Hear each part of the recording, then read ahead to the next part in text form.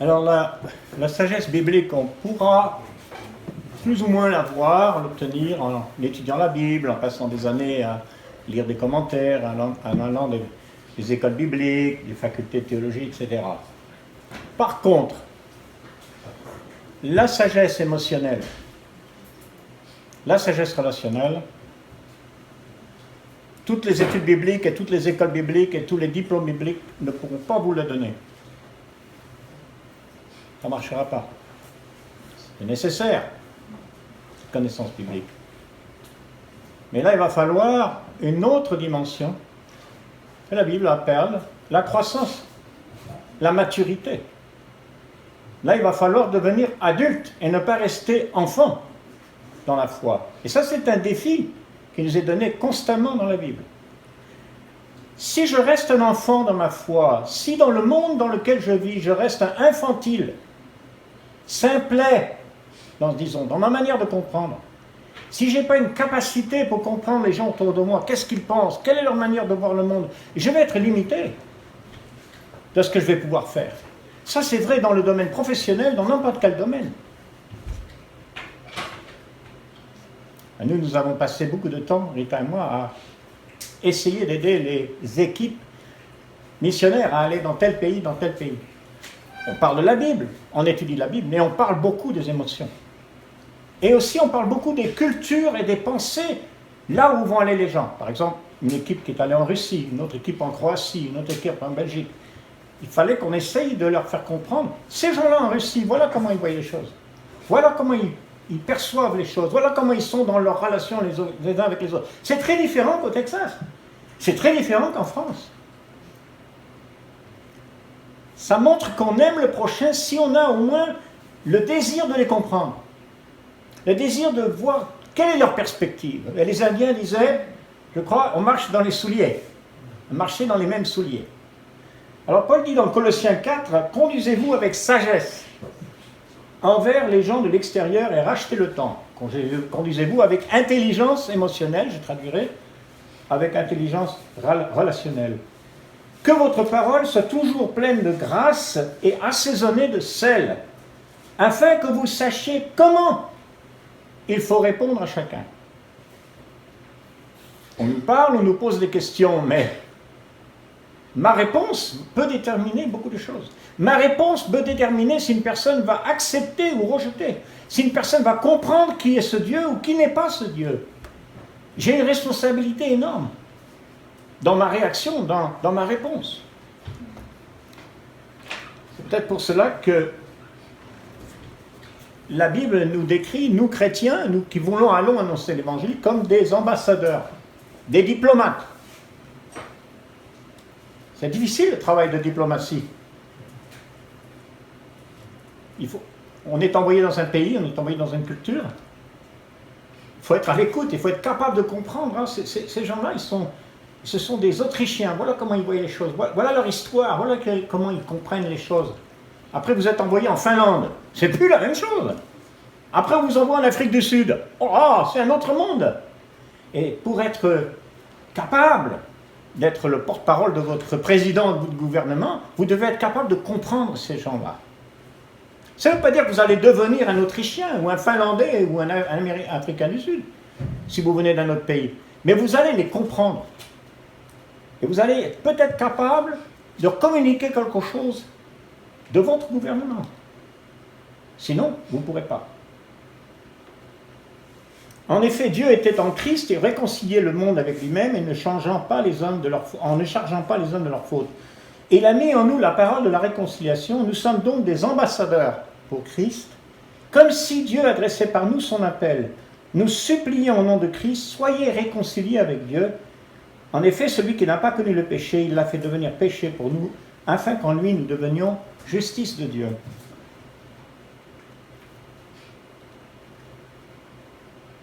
1 Corinthiens 9, un autre passage que je vais lire,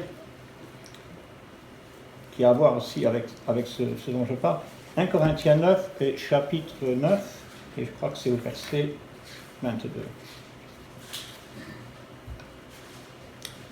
1 Corinthiens 9, là je suis en romain là, pas pareil. 1 Corinthiens 9. En effet, bien que libre vis-à-vis de tous, je me suis fait l'esclave de tous afin de gagner le plus grand nombre. Avec les Juifs, j'ai été comme un Juif, afin de gagner les Juifs. Avec ceux qui sont sous la loi, comme si j'étais sous la loi, bien que n'étant pas moi-même sous la loi, afin de gagner ceux qui sont sous la loi. Avec ceux qui sont sans la loi, comme si j'étais sans la loi, bien que je ne sois pas sans la loi de Dieu, puisque je me conforme à la loi de Christ. Afin de gagner ceux qui sont sans la loi. J'ai été comme faible avec les faibles, afin de gagner les faibles. Je me suis fait tout à tous, afin d'en sauver de toute manière quelques-uns, et je fais cela à cause de l'Évangile, afin d'avoir part à ses bénédictions. Paul dit, je me suis fait un, afin d'en sauver quelques-uns. Ça, c'est ce que j'appelle la diplomatie biblique. Et je crois que ça fait partie du domaine, bien sûr, de la sagesse biblique. La Bible nous instruit, mais aussi d'une certaine sagesse émotionnelle et relationnelle avec les gens autour de nous.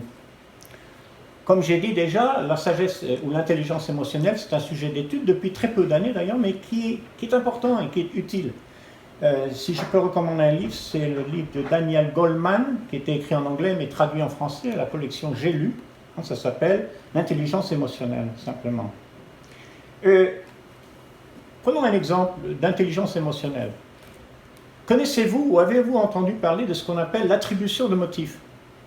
Qu'est-ce que c'est que ça? L'attribution de motifs, c'est quand une personne nous parle, le cerveau humain, immédiatement, en quelques secondes, attribue un motif à la parole qui est donnée. Souvent un motif négatif, parfois positif, mais en général motif négatif. Quelqu'un vous dit quelque chose, automatiquement votre cerveau, en quelques secondes, pense qu'il y a une motivation derrière. Mais la plupart du temps, vous vous trompez. L'intelligence émotionnelle consiste à se dire, je vais me donner un petit peu de temps avant de réagir. Je vais respirer. Je vais me donner du temps.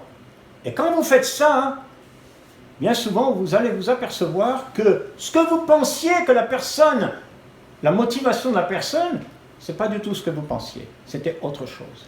C'est un exemple d'intelligence émotionnelle et d'intelligence relationnelle, puisque c'est connecté. Mais il y a beaucoup d'autres choses comme cela. Quelle que soit l'activité que vous allez exercer, activité professionnelle ou autre, la priorité c'est, dans cette profession, dans cette entreprise dans laquelle vous allez travailler, vous devez comprendre la culture de cette entreprise. Il y a une manière de raisonner, une manière de travailler, une manière de faire les choses. Elle est bonne ou mauvaise, vous êtes d'accord ou non, mais vous ne pouvez pas vous dispenser de comprendre, d'étudier et d'observer et de comprendre qu'est-ce qui se passe dans cette entreprise. C'est un peu aussi, ça ressemble au travail du médecin. Je pense que nous avons un travail un peu de docteur, de médecin, parce que l'évangile, c'est la guérison, c'est la vie. C'est apporter la guérison mentale, spirituelle, morale, l'évangile. Bien, le plus important pour un médecin, c'est le diagnostic.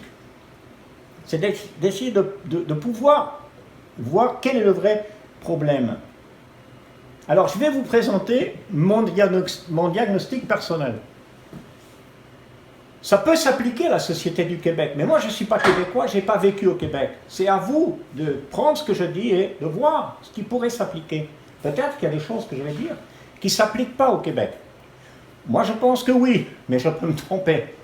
Je suis toujours prêt à entendre des réflexions, ou des remarques ou des questions qui pourraient changer mon point de vue.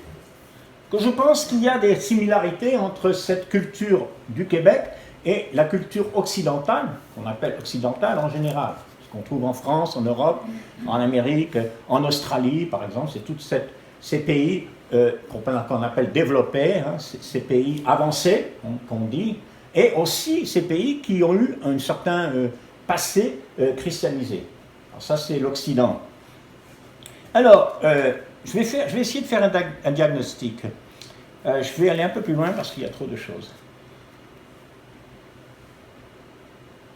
Alors, le diagnostic.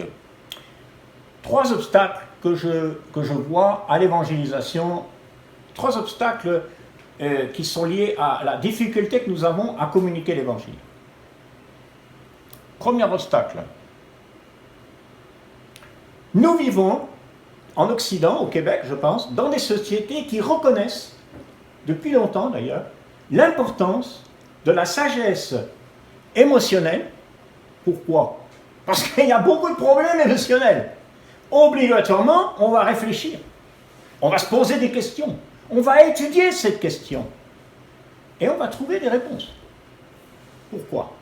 Parce que l'homme a reçu de Dieu l'intelligence, la capacité de raisonner, la conscience.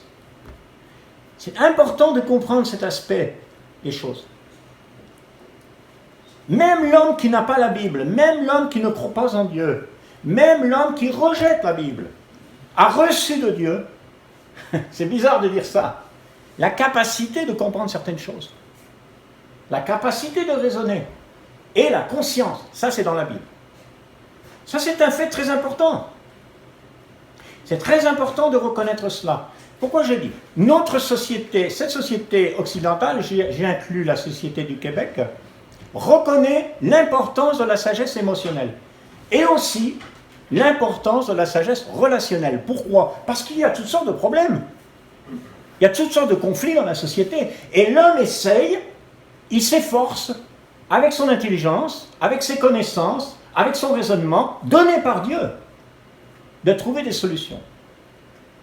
Le problème de cette société est que c'est une société qui voit l'importance de la sagesse émotionnelle et de la sagesse relationnelle, mais qui ne voit pas la nécessité, à côté de cela, avec cela, de l'intelligence biblique, de la sagesse biblique. C'est une société qui veut résoudre ses problèmes sociaux, ses problèmes relationnels et émotionnels, sans l'aide de Dieu, uniquement par son intelligence, uniquement par sa science. Non pas que cette intelligence, cette science soit totalement à dénigrer, je ne dis pas cela, mais c'est insuffisant. On n'arrivera jamais à régler bien comme il faut les problèmes psychologiques, émotionnels, sociétaux de la société, au Québec ou ailleurs, uniquement avec les psychologues, uniquement avec ce qu'on va apprendre à l'université, uniquement avec certains médicaments. Non, non, non, non, on n'y arrivera pas. Parce qu'il manque un élément crucial, qui est la parole de Dieu. Amen.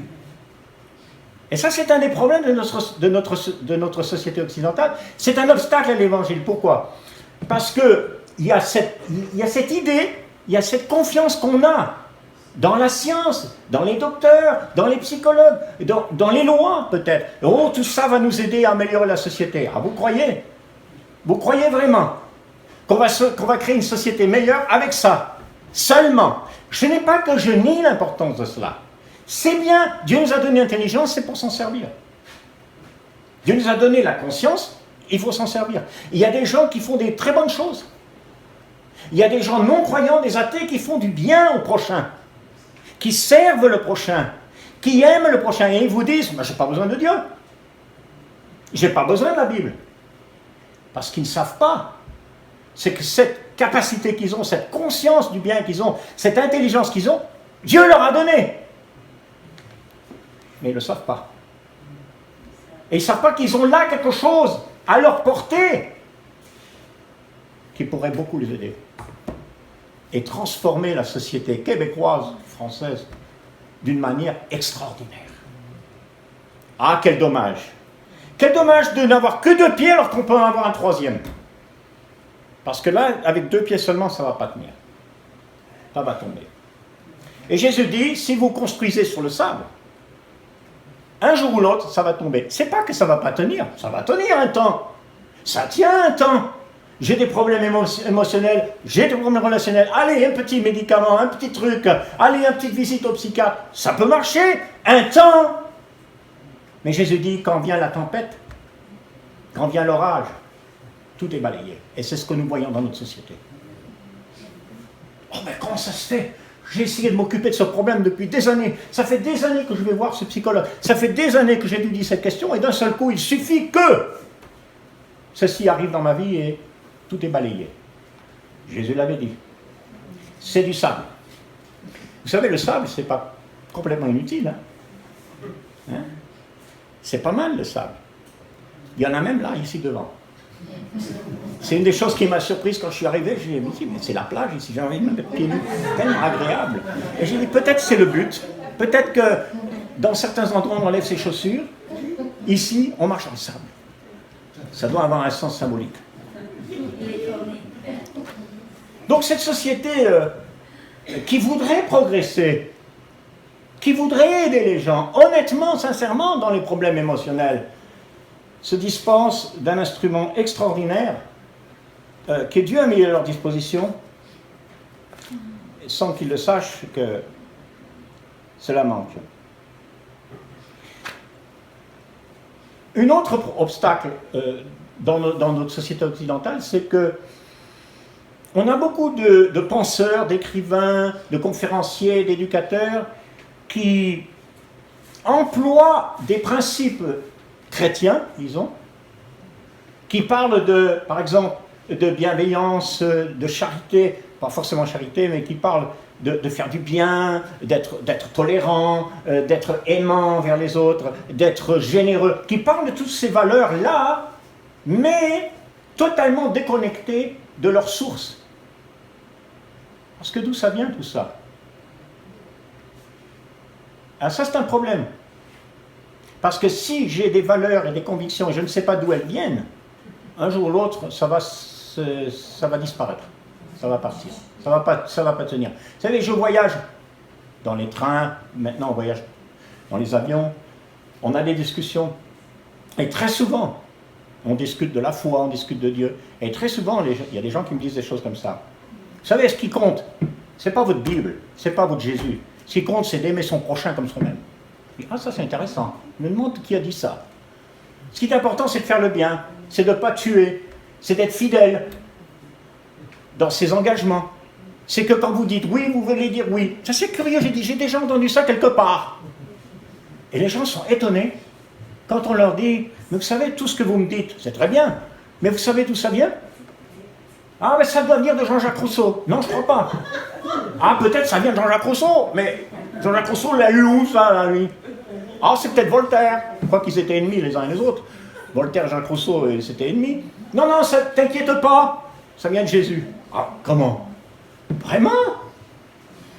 Tu aimeras ton prochain? Ça vient même pas de Jésus, ça vient de Moïse. Non, tu rigoles. Moïse, il a pensé une chose pareille. Non, Dieu a pensé une chose pareille. Et il a dit ça à Moïse. Il y a si longtemps, je crois que c'était les philosophes des Lumières qui pensaient des bonnes choses comme ça. Non, non, non, non. Les philosophes des Lumières ont repris des principes de la Bible. Ah oui, non, c'est clair, hein. Mais sans jamais dire d'où ça vient. Ou rarement. Rousseau le faisait un peu, parce qu'il était du clergé. Il fallait bien que de temps en temps, ils disent d'où ils venaient, ces choses-là. C'était ça le désaccord avec Voltaire, d'ailleurs, mais bon. Troisième obstacle. Non seulement cette société veut s'occuper de ses problèmes, et c'est bien, non seulement elle veut s'occuper des problèmes émotionnels, relationnels, etc., créer une bonne société, sans la Bible, mais en plus, et ça c'est plus grave, elle veut nous faire croire que cette Bible est mauvaise, que ce Dieu est méchant, que faire ce que Dieu, la Bible dit, c'est mauvais pour nous, et que c'est ça qui amène les guerres, que c'est ça qui amène les mauvaises choses. Alors débarrassons-nous de la religion, débarrassons-nous de la Bible, et ça sera encore mieux. Là, c'est encore plus grave. Et c'est une erreur fondamentale.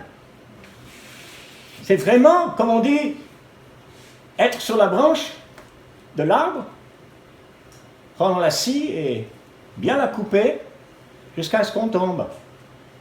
On coupe la branche sur laquelle on est.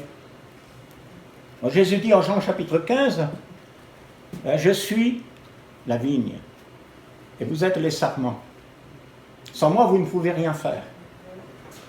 Et si vous coupez de moi, et si vous me rejetez, encore pire, vous ne pourrez pas produire de fruits.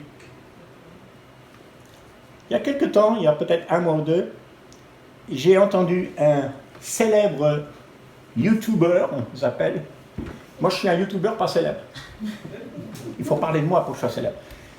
Un YouTuber célèbre, il s'appelle Stéphane Molineux. Je ne sais pas si vous connaissez, il parle en anglais. Hein. Il est intéressant les choses qu'il dit, c'est surtout de la politique. Hein. Mais il a dit quelque chose il y a quelque temps et je vais vous lire ce qu'il a dit. dans un esprit de contrition, j'aimerais à nouveau m'excuser auprès des chrétiens pour les paroles dures et blessantes que j'ai employées à propos du christianisme quand j'étais plus jeune, quand j'étais arrogant et dépourvu de gentillesse. J'ai pris pour de l'argent comptant, j'ai pris pour un dû l'éthique chrétienne qui m'instruisait et qui me protégeait dans ma jeunesse. Je suis avec vous. Waouh! Ça, c'est extraordinaire. Là, il y a eu vraiment un flash de compréhension. Je ne sais pas d'où c'est venu. Mais c'est extraordinaire. Oui, c'est vrai, hein, c'est venu d'en haut. Alors, que faire une société qui ne reconnaît que le pilier de la sagesse émotionnelle et le pilier de la sagesse relationnelle, une société qui ignore les origines de ses propres valeurs, et une société qui, non seulement ça, oppose la parole de Dieu, d'où viennent ces valeurs, que faire? Bon, d'abord, une chose est certaine, hein, une chose est sûre. On ne peut pas forcer quelqu'un à surmonter ses obstacles. Quelque part, on doit compter sur le Seigneur. Je crois qu'on suppose trop souvent que nous avons la capacité, la compétence. On peut avoir la compétence d'annoncer la vérité telle qu'elle est. On peut avoir l'amour pour les gens. On peut comprendre, se mettre à leur place.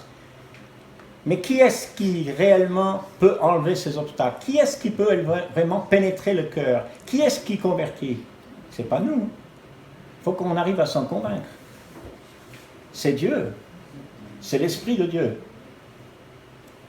Autre chose aussi, je pense que des fois, on commet l'erreur de ne pas louer, je dirais, ou faire les éloges, considérer les efforts sincères des non-croyants. C'est une erreur. Oh, vous n'êtes pas chrétien, vous ne lisez pas la Bible, alors vous n'êtes rien, ce que vous faites ne vaut rien, ça ne sert à rien ce que vous faites. C'est dommage. Pourquoi faire ça? Pourquoi ne pas dire ce que vous faites, c'est exactement ce que Jésus demande? Quoi? Mais je ne crois pas en Jésus, c'est pas grave. Hein?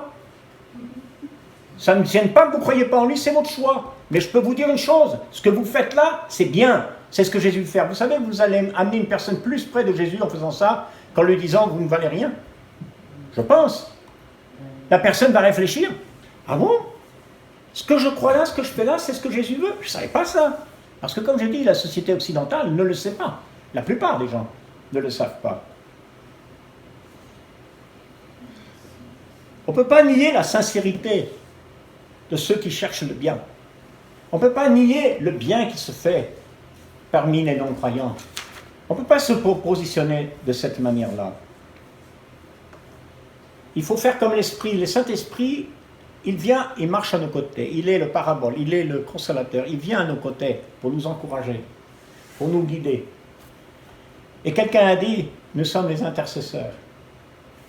Les intercesseurs sont entre les deux.